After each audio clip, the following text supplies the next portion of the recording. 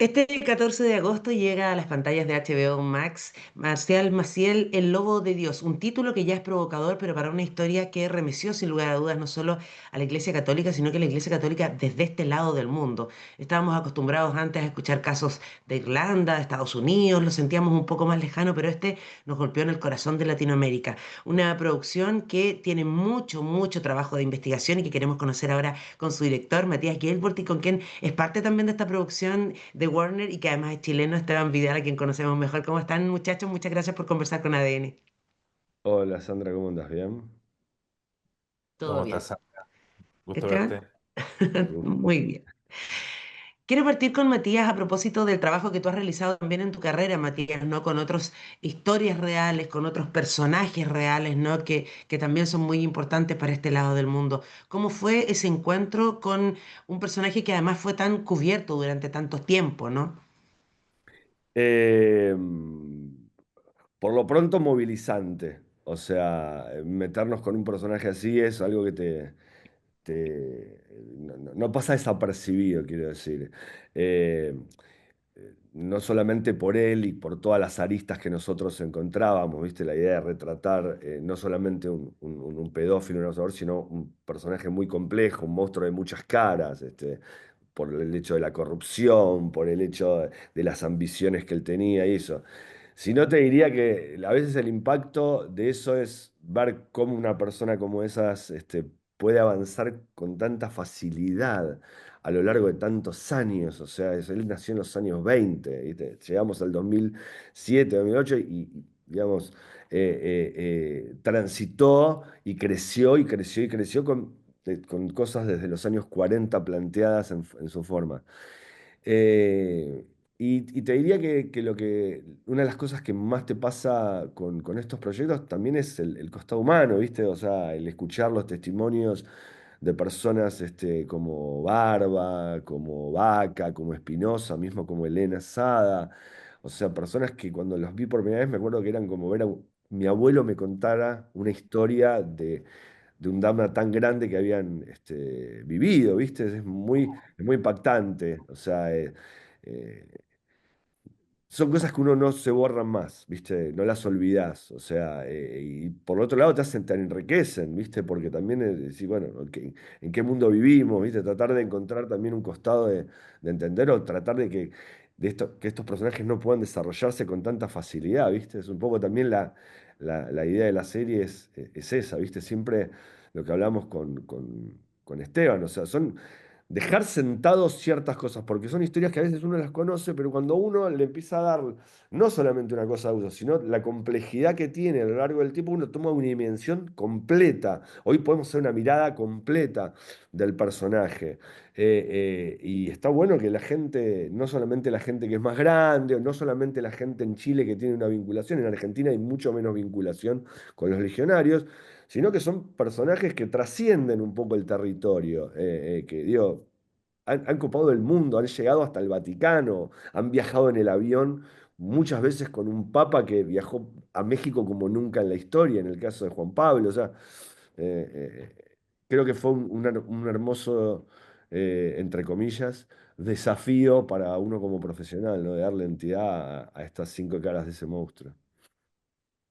Esteban, sin lugar a dudas estamos hablando de un caso que, claro, como nos decía ahí Matías, en los 40 recién comienza a formarse la Legión de Cristo, pero empiezan inmediatamente a aparecer casos, pero no es hasta fines de los 90 que tenemos las primeras denuncias formales que se empiezan a hacer más públicas, ¿no? Y recién después de los 2000 empieza este, entre comillas, juicio, que nos hace pensar también en la realidad que nosotros en Chile hemos vivido, ¿no? En el último tiempo, por ejemplo, con el caso del padre Caradima, que uno dice, al parecer la Iglesia Católica, y ahí viene el símil, espera a que pase mucho tiempo para hacerse cargo finalmente de estas investigaciones y visibilizarlo, y la única solución es enviarlos a retiro, a reflexión, pero no hay real justicia de por medio.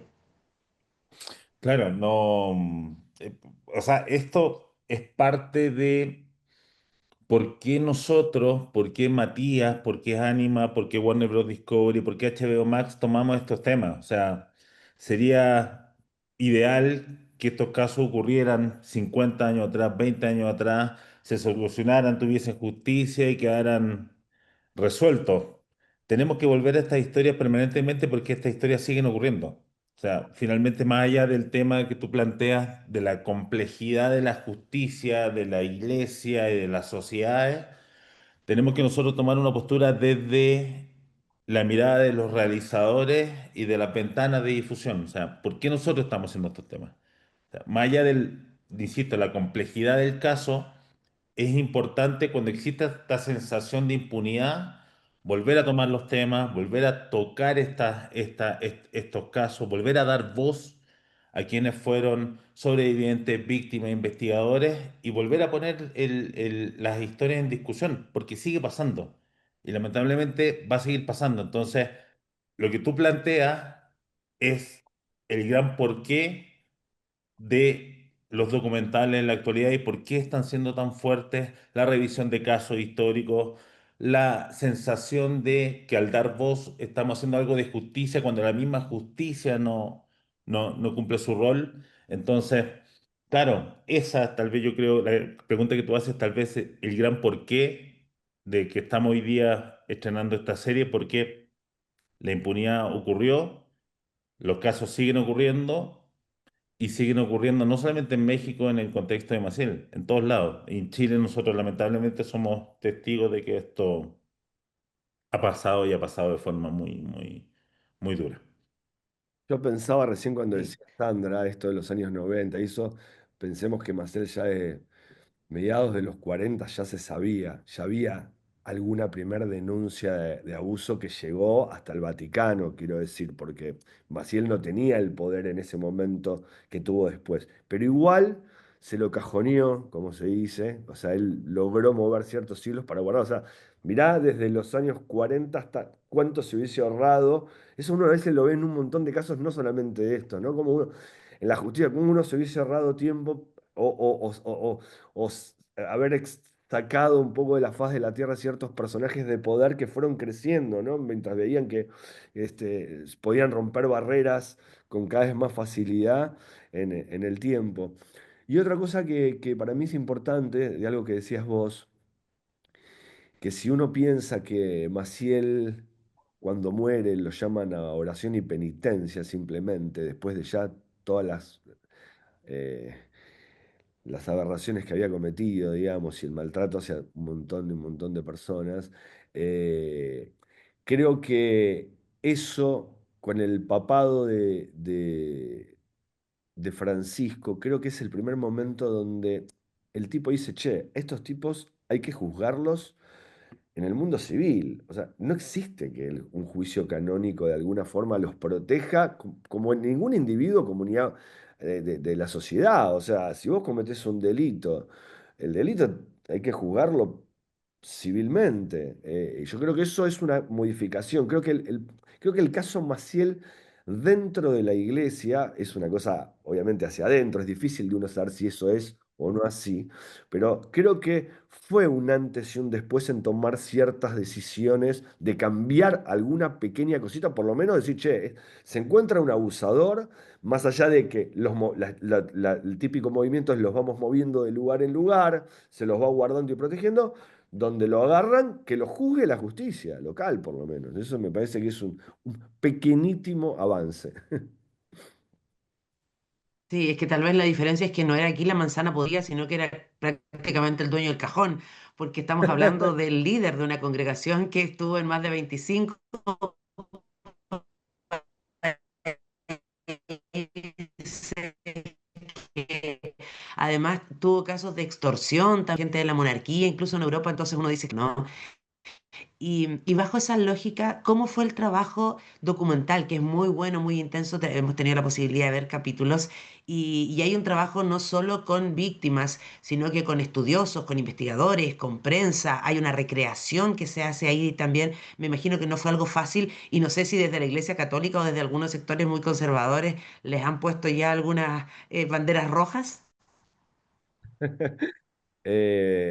Sí, sí, es un trabajo lo que te decía, no, desde el origen del proyecto fue intentar no mostrar solamente a Marcial Maciel solamente como un abusador, sino como un tipo de muchas caras.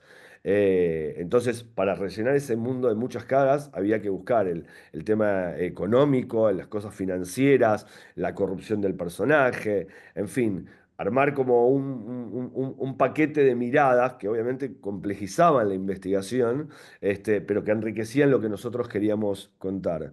Eh, Fue un trabajo de muchos años y de muchas personas involucradas, Emiliano Parra, Carmen Aristegui, gente que nos daba su testimonio también, ¿no? Raúl Olmos, Fernando González, más allá, digamos, de las víctimas, de Elena, digamos, de Espinosa, que habían estado ahí. Y con respecto al otro que decís, no, por ahora no.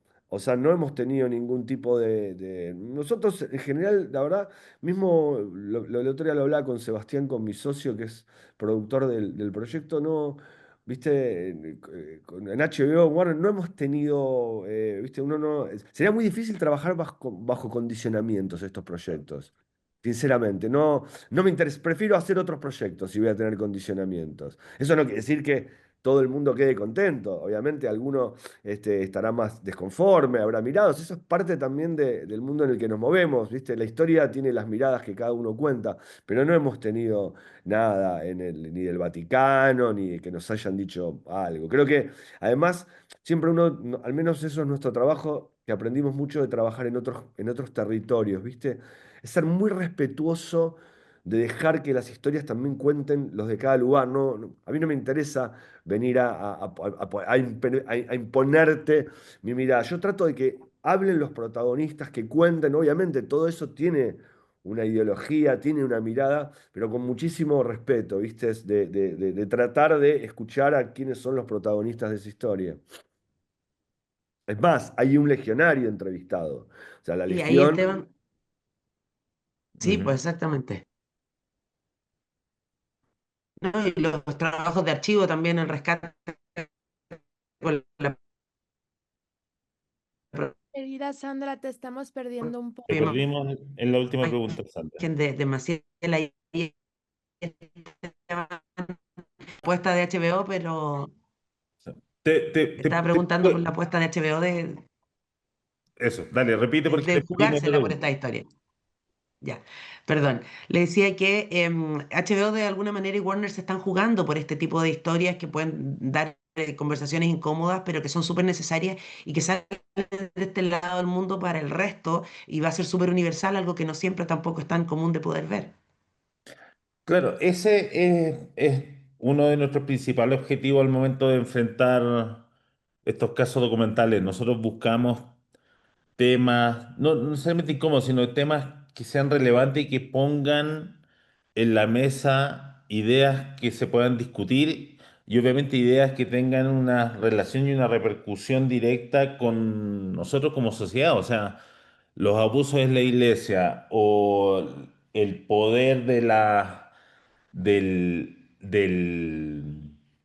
en casos como por ejemplo como los 43 de Ayotzinapa o Culiacanazo, que también fueron nuestros dos últimos documentales, la injusticia, la corrupción, son temas que creemos que es fundamental que se pongan en la mesa y que tengan una mirada por sobre todo muy rigurosa respecto a la investigación, respecto a la posibilidad de darle voz a sus protagonistas, a una también búsqueda profunda de novedad respecto a los casos que nosotros estamos tratando, porque no son todos los casos recientes, sino que también son algunos casos que ya tienen años atrás, pero que lamentablemente vuelven a ser revisados porque siguen teniendo repercusión hasta el día de hoy. O sea, hay víctimas que están vivas, hay culpables que murieron en absoluta impunidad. O sea, esa es parte de lo que nosotros tratamos de buscar y de potenciar al momento de decidir cuáles son las próximas series que vamos a hacer. Obviamente buscamos temas que sean reconocidos, que logren trascender la región, que toquen también la región, porque acá en este caso, aunque sea Maciel en México, los abusos de la iglesia lamentablemente ocurren en todos lados. O sea, esta historia va a repercutir en otros países de Latinoamérica. En Chile, lamentablemente, nosotros lo tenemos súper presente. Va también a generar algo de ruido. Entonces, estas historias que sean transversales desde la empatía y que sean trabajadas con una investigación, insisto, muy rigurosa y con darle espacio y respeto y dignidad a las voces que fueron participantes en estos casos, es parte de nuestros objetivos fundamentales. Y obviamente Maciel, cuando Anima lo presentó, cumplía con todos estos objetivos y todos estos parámetros para que se convirtiera en un proyecto Max Origen. Y después una cosa, Sandra, que hablaste de algo que en general no veníamos hablando, que tenía que ver con las formas, la idea de estas escenas de ficción o de recreación que va teniendo a lo largo de toda la serie. Un poco fue intentar también situar al espectador en la magnitud de hacia dónde va ese personaje. O sea, ese tipo va saliendo de México, va llegando a comillas, o sea, filmamos en comillas realmente. Para nosotros era como tocar estar en el lugar donde, ese lugar que nosotros entramos y que tenía los vidrios rotos, era donde él caminaba con estos chicos. O sea, es muy impactante para nosotros, para mí como director, de sentir que estoy tocando, como me dice Paco Ignacio Taibo siempre, tocar la piedra del lugar donde estaba. O sea, realmente filmamos en comillas, filmamos en el Vaticano, o sea, el espectador va entrando, va creciendo con él y va creciendo también toda esa parafernaria, ese corset que tiene el personaje y el espectador también va entrando en ese mundo de poder, básicamente, que es a donde quiere llegar Maciel. Siempre quiere estar bien arriba él. O sea, ese es el objetivo desde este chico que sale de Cotija, evidentemente, que de a poco va armando todo ese rompecabezas hasta llegar a donde él quiere, que es la cima. Y después desde la cima, seguir construyendo poder con todas las herramientas disponibles. La corrupción, los abusos, el poder, el dinero, en fin. Pero me parece que eso también es interesante, digo, un poco en la apuesta que trabajamos con HBO Warner y que le da también a la serie abre un mundo, no solamente el archivo, sino que te abre un mundo también de alrededor de hasta dónde quiero llegar este personaje, hasta dónde llegó. Todo ese mundo a partir de este 14 de agosto, entonces en HBO Max va a ser un trabajo que va a dar que hablar este Marcial Maciel, el lobo de Dios. Que esté muy bien y gracias por su tiempo en ADN. Muchas gracias, Gracias, Sandra. Sandra.